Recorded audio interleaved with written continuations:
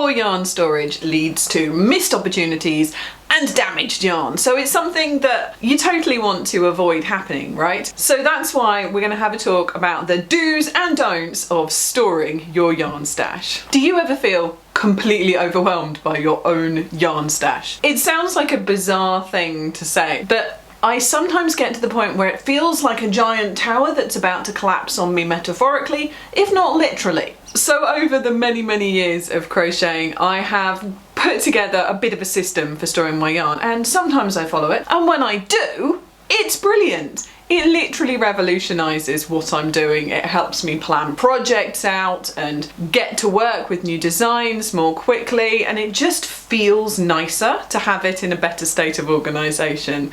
So today I just wanted to share with you some of my main tips for feeling more in control of your yarn stash and storing your yarn in a way that's going to work for you and be low maintenance, right? We don't want a system that's going to be hard to follow or ridiculously convoluted.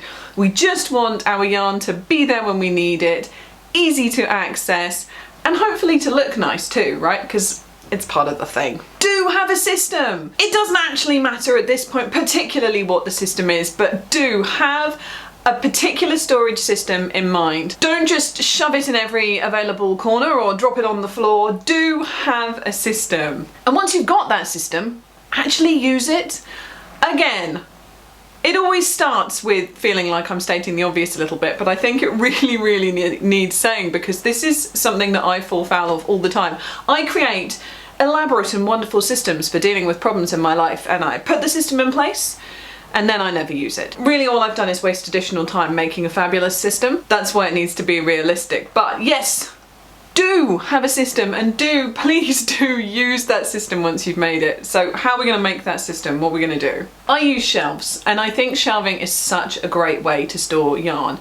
The shape of some skeins of yarn or cakes of yarn or balls of yarn does mean that occasionally you might get some falling over if you use shelves that aren't quite the right width, but I think in general shelves are the way to go. If you've got space for shelves, and hopefully vertical space is something that we find a bit easier to find than horizontal space as well for most of us, shelves are a really good basis for it. And you can get them so cheaply. Some of my yarn storage solutions were literally like cheap Amazon shoe racks that I turned into shelves when I had a stopgap in here, and they worked really well.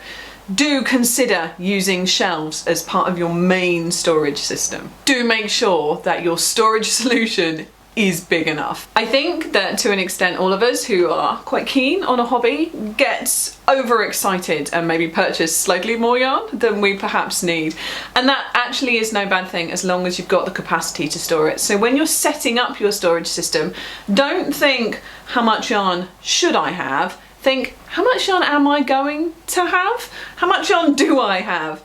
Let's be realistic, we might as well start out bigger to begin with, and then we at least have places to put it and keep it nice, and it's not gonna get wrecked or ruined or not used. So do go big enough with your storage solution. Do use something that is easy to access, and this is going to be for the bulk of your yarns, your nice everyday yarns, rather than the sort of scrappy ones that you're shoving in boxes in the maybe use in the future pile. Make sure it's easy to access. You can get some really lovely storage solutions that have like little locking doors or sliding things that come across. They look really pretty. Are you actually going to access them, or are you just going to admire them in perpetuity? They're just going to stay there forever behind beautifully locked doors but not actually being used. Easy access, I do just massively think, is key to this yarn storage thing. Label stuff. I know I've just said make it easy for yourself, but you can do this really quickly, right? When you've taken the packaging off some yarn, just quickly write down, at the very least, the brand and the name of the colour, and ideally the dye lot too, and just pin it with a safety pin or a stitch marker or a paper clip. Make that little piece of paper attached to your skein of yarn somehow, and then inevitably, otherwise you are going to forget which yarn is which. It makes it harder to store, harder to use the next time, harder to make good use of the yarn. Label stuff. Quick, easy, done. You don't need to be sort of over the top and flowery and dramatic about it unless you really want to be, but just make sure it's labelled. Honestly, worth the extra seconds that it'll take. So you've got your shelves. They're a big enough shelf. They're nice and easy to access, and now you want to put your yarn onto your shelf. There are ways of doing that in my opinion are better than others, and here's what I do. Other options, you know, they're available, but here's what I do. First and foremost, by weight. So that's the thickness of the yarn. So I will have all my DK in one place, all my Aran in one place, all my worsted in one place, all my chunky in one place. I will separate absolutely at the very beginning by yarn weight, because that's obviously what's fundamental to which hook size you're going to pick, and it makes a vast difference to the project's outcome what the yarn weight is. Sort it by yarn weight first. Do then sort it by fibre. So overall by weight, then by what fibre it is within that weight. So the fibre that the different thickness of yarn is made of actually changes literally how thick it is, strand by strand, depending on what it's made from, but it has a smaller impact on it, although a big impact on the texture. So what I do is I first do it by the yarn weight, and then I do it. For me, I either tend to have yarn that is acrylic, or that is a cotton blend, or that is some kind of wool. For me, merino wool. I love a merino wool.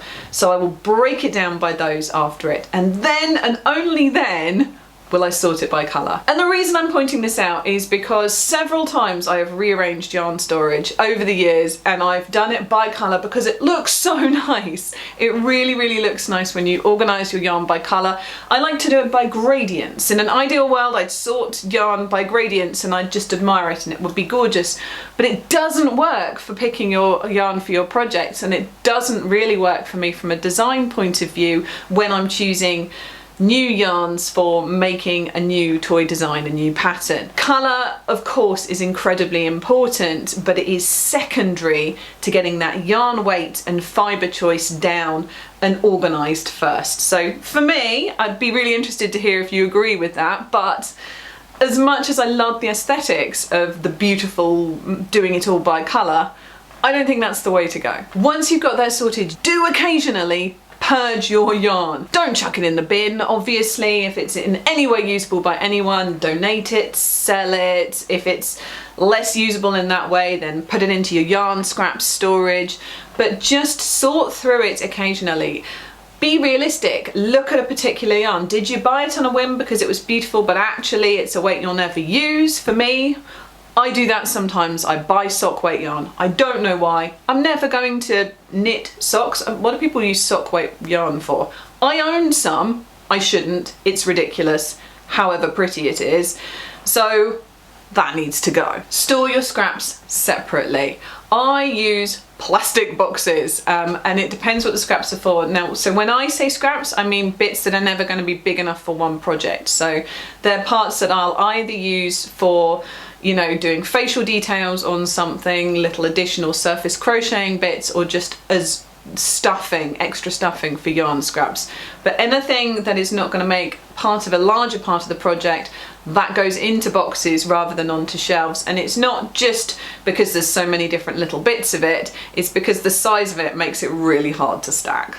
Don't ignore this storage system. Now that you've got it, use it. I know it is so easy to just put things down where you've used them and wander off, and this is like the bane of my own life. I'm trying so hard now to stick to my storage system to keep the yarn all nice and in good condition, and it is making it so much easier for me to plan new things. And don't store your yarn with other things. So I have a tendency to stick some of the toys on the shelf where the yarn is because I think it looks very pretty, but inevitably what it does is end up knocking stuff off the shelf, and it also makes it look cluttered.